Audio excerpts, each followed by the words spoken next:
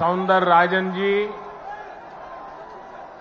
केंद्रीय मंत्रिमंडल के मेरे साथी अश्विनी वैष्णव जी, इसी तेलंगाना की धरती के पुत्र और मंत्रिपरिषद में मेरे साथी श्री जी किशन रेड्डी जी,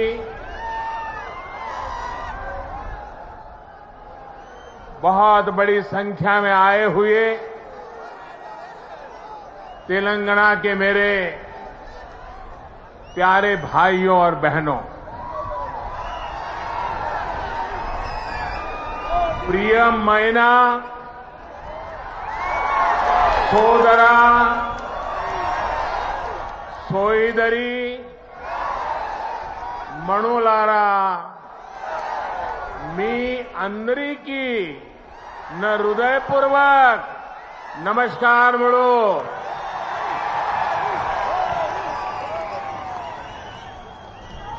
महान क्रांतिकारियों की धरती तेलंगाना को मेरा शत शत प्रणाम। आज मुझे तेलंगाना के विकास को और गति देने का पुनः सौभाग्य मिला। थोड़ी देर पहले ही तेलंगाना आंध्र प्रदेश को जोड़ने वाली एक और वंदे भारत ट्रेन को हरी झंडी दिखाई गई है। ये आधुनिक ट्रेन अब भाग्यलक्ष्मी मंदिर के शहर को भगवान श्री वेंकटेश्वर धाम तिरुपति से जोड़ेगी। यानी एक प्रकार से ये वंदे भारत एक्सप्रेस आस्था, आधुनिकता, टेक्नोलॉजी और टूरिज्म को कनेक्ट करने वाली है। इसके साथ ही आज यहां 11,000 करोड़ रुपए से अधिक के प्रोजेक्ट्स का लोकार्पण और शिलान्यास हुआ है।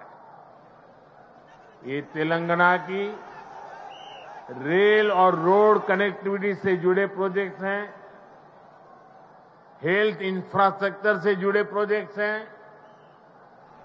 मैं विकास के इन सभी प्रोजेक्ट्स के लिए आपको, तेलंगाना की जनता को बहुत बहुत बधाई देता हूं, शुभकामनाएं देता हूं।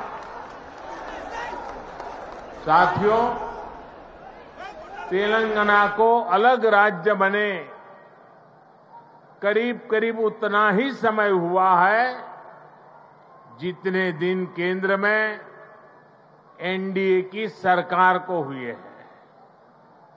तेलंगाना के निर्माण में, तेलंगाना के गठन में जिन सामान्य नागरिकों ने, यहां की जनता जनार्दन ने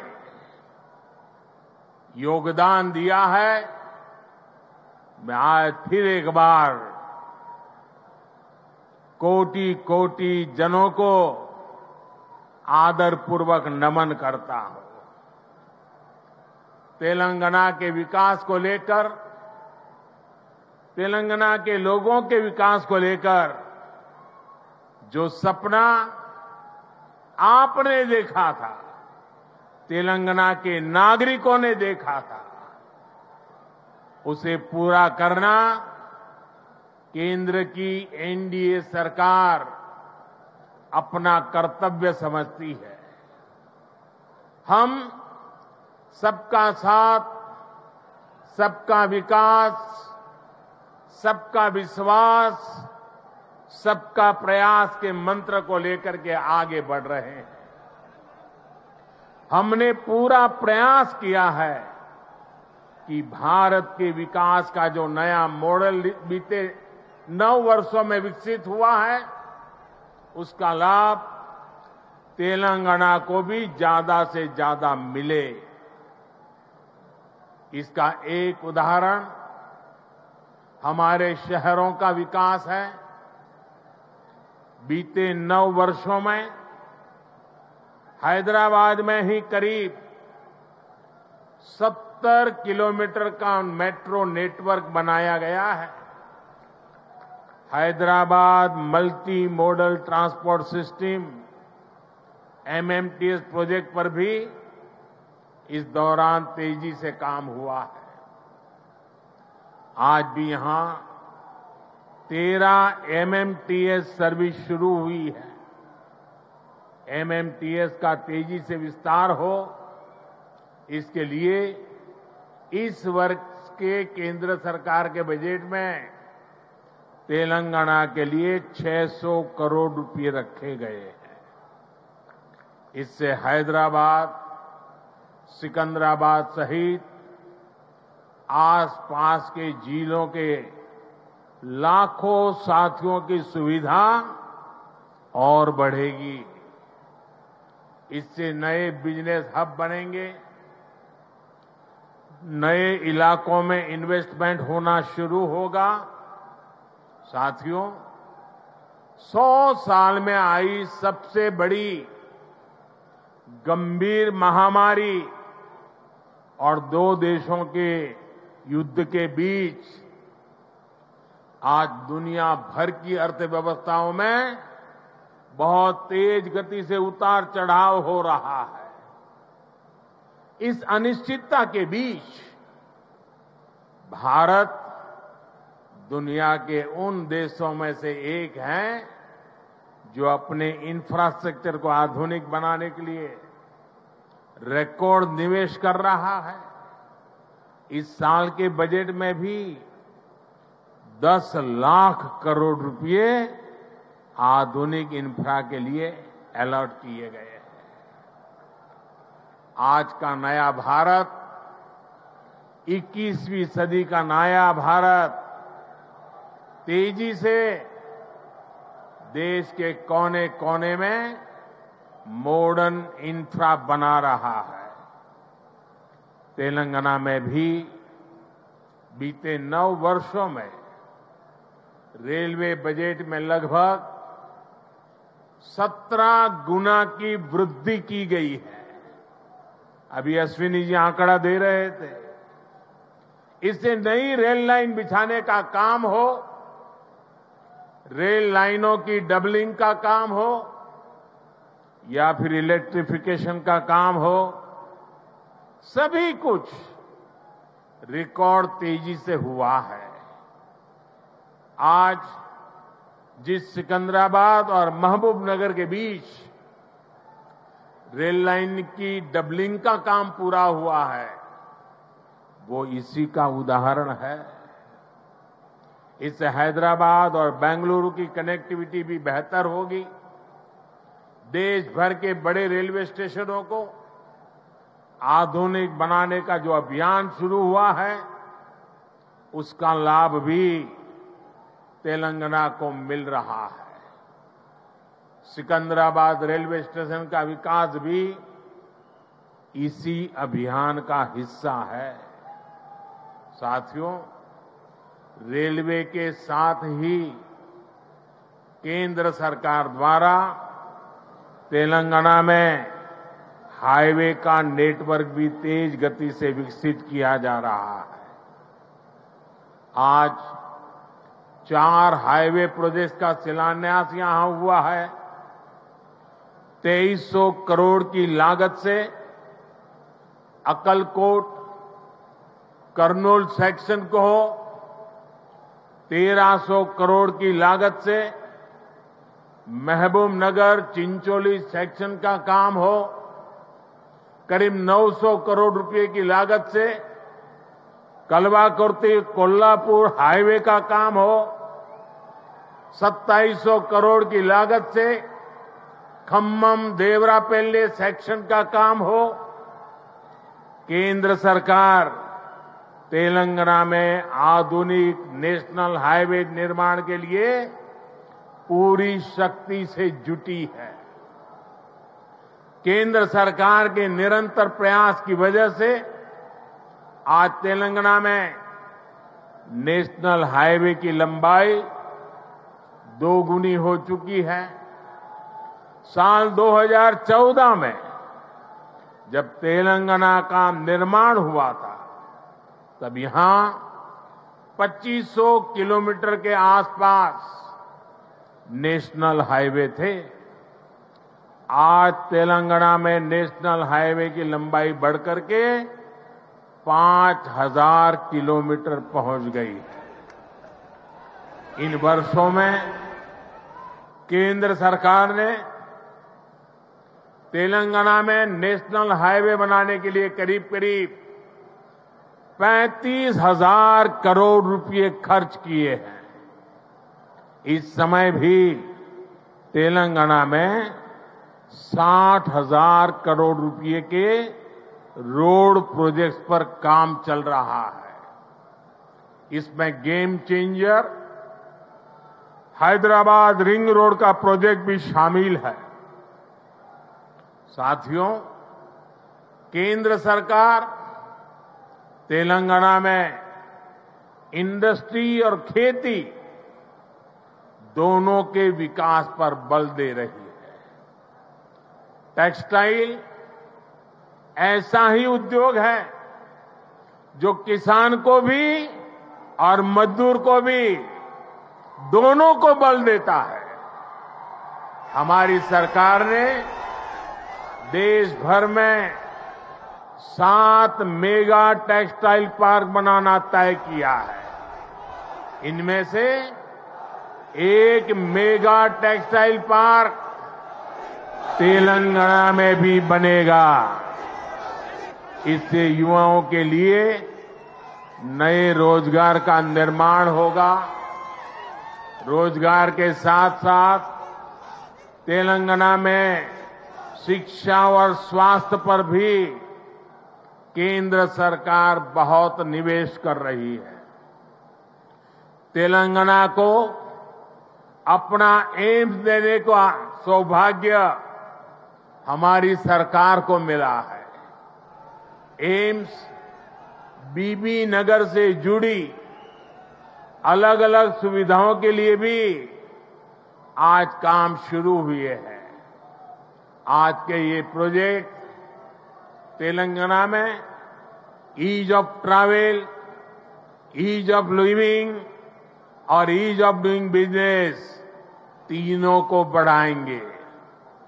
हालांकि साथियों, केंद्र सरकार की इन कोशिशों के बीच मुझे एक बात के लिए बहुत पीड़ा है, बहुत दुख होता है, दर्द होता है।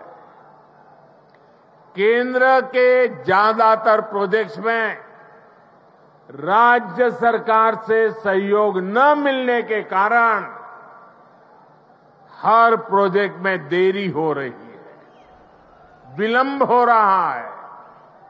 इससे नुकसान तेलंगाना के लोगों का, आप लोगों का हो रहा है। मेरा राज्य सरकार से आग्रह है कि वो विकास से जुड़े कार्यों में कोई बाधा न आने दे, विकास के कार्यों में तेजी लाएं।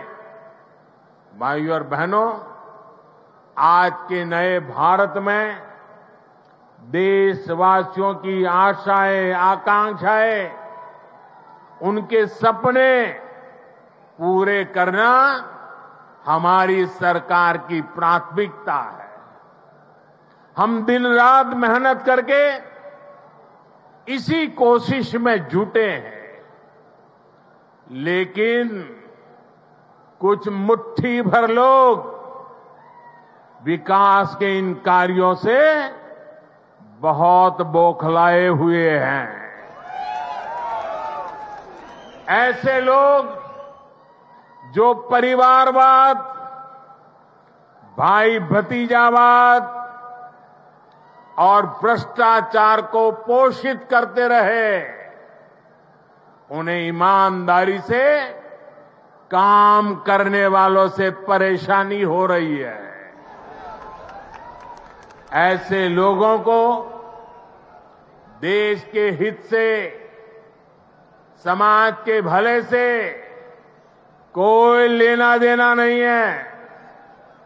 ये लोग सिर्फ और सिर्फ अपने कुनबे को फलता फूलता देखना पसंद करते हैं। हर प्रोजेक्ट में, हर इन्वेस्टमेंट में ये लोग अपने परिवार का स्वार्थ देखते हैं। तेलंगाना को ऐसे लोगों से बहुत सतर्क रहना जरूरी है। भाइयों और बहनों, भ्रष्टाचार और परिवारवाद एक दूसरे से अलग नहीं है। जहां परिवारवाद और भाई भतीजावाद होता है, वहीं से हर प्रकार का करप्शन फलना फूलना शुरू हो जाता है। परिवारवाद, वंशवाद का मूल मंत्र ही सब चीजों को कंट्रोल करना होता है। परिवारवादी हर व्यवस्था पर अपना कंट्रोल रखना चाहते हैं। उन्हें ये बिल्कुल पसंद नहीं आता कि कोई उनके कंट्रोल को चैलेंज करे। आपको मैं एक उदाहरण देता हूं। आज केंद्र सरकार ने डायरेक्ट बेनिफिट ट्रांसफर डीबीटी व्यवस्था विकसित की है। आज किसानों को, विद्यार्थियों को, छोटे व्यापारियों को, छोटे कारोबारियों को आर्थिक मदद का पैसा सीधे उनके बैंक खाते में भेजा जाता है। हमने देश भर में डिजिटल पेमेंट की व्यवस्था बढ़ाई है। आखिर ये पहले क्यों नहीं हो पाता था?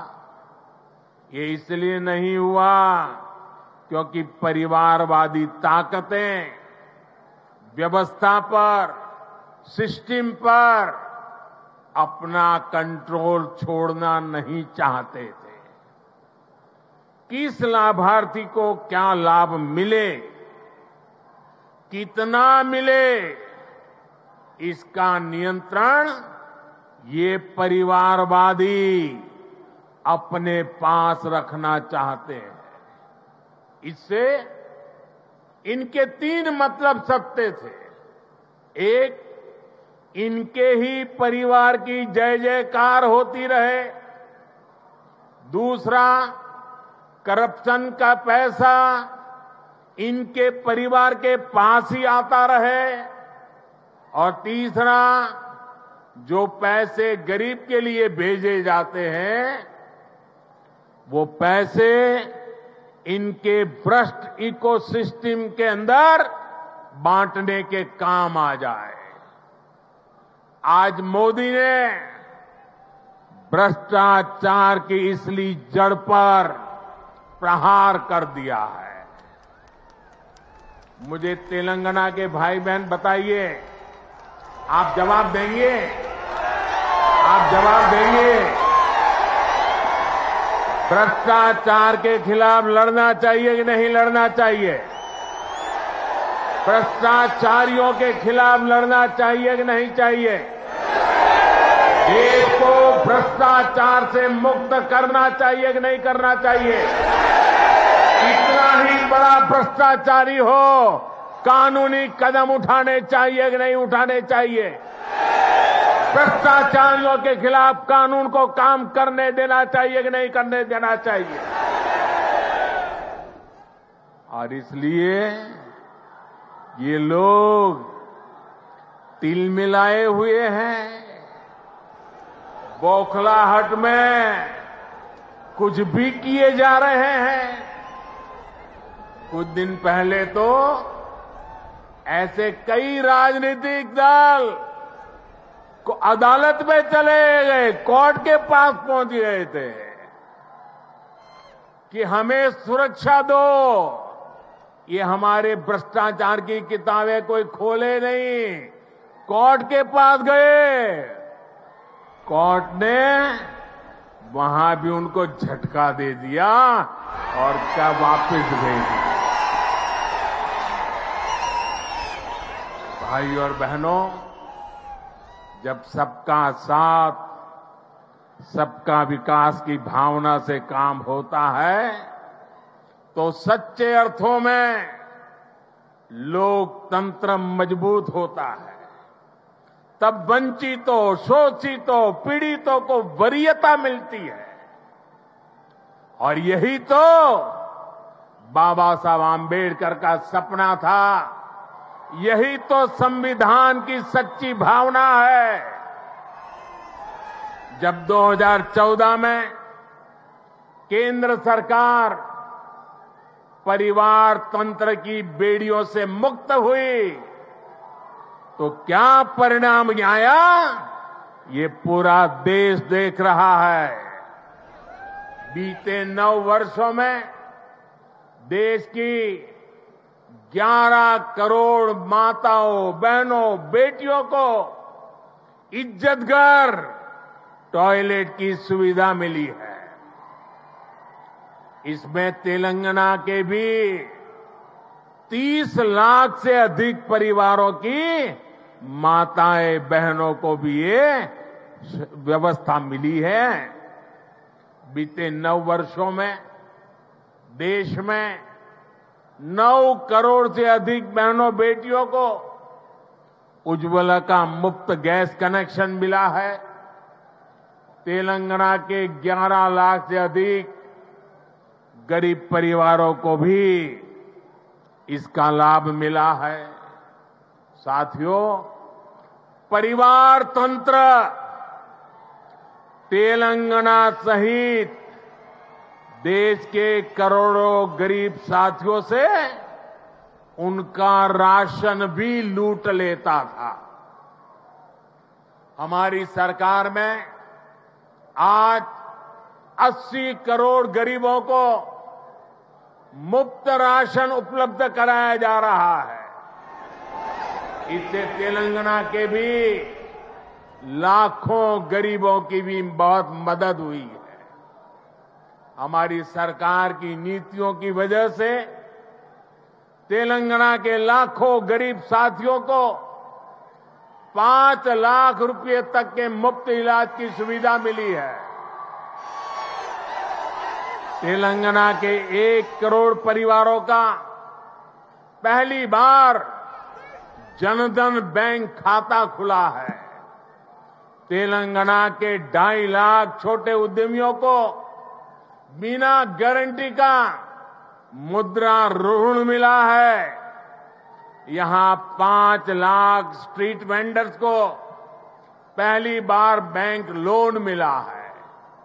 तेलंगाना के 40 लाख से अधिक छोटे किसानों को पीएम किसान सम्मान निधि के तहत लगभग 9,000 करोड़ रुपए भी मिले। ये वो वंचित वर्ग है जिसको पहली बार वरीयता मिली है, प्राथमिकता मिली है। साथियों, जब देश तुष्टीकरण से निकलकर सबके संतुष्टीकरण की तरफ बढ़ता है, तब सच्चा सामाजिक न्याय जन्म लेता है। आज तेलंगाना सहित पूरा देश संतुष्टीकरण के रास्ते पर चलना चाहता है, सबका प्रयास से विकसित होना चाहता है। आज भी तेलंगाना को जो प्रोजेक्ट मिले हैं वो संतुष्टीकरण की भावना से प्रेरित है, सबका विकास के लिए समर्पित है। आजादी के अमृत काल में विकसित भारत के निर्माण के लिए तेलंगाना का तेज विकास बहुत जरूरी है। आने वाले 25 साल तेलंगाना के लिए भी बहुत महत्वपूर्ण है। तेलंगाना के लोगों को तुष्टीकरण तथा भ्रष्टाचार में डूबी हर ताकतों से, ऐसी हर ताकतों से दूर रहना ही तेलंगाना के भाग्य को निर्धारित करेगा। हमें एकजुट होकर तेलंगाना के विकास के सारे सपनों को पूरा करना है। इन सारे प्रोजेक्ट्स के लिए एक बार फिर तेलंगाना के मेरे प्यारे भाइयों बहनों को मैं बहुत बहुत बधाई देता हूं। ये मेरे लिए अत्यंत संतोष की बात है, इतनी बड़ी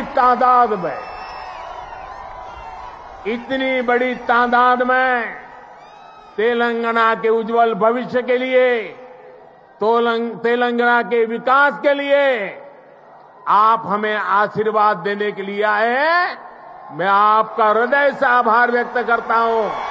बोलिए भारत माता की, भारत माता की, भारत माता की। बहुत बहुत धन्यवाद।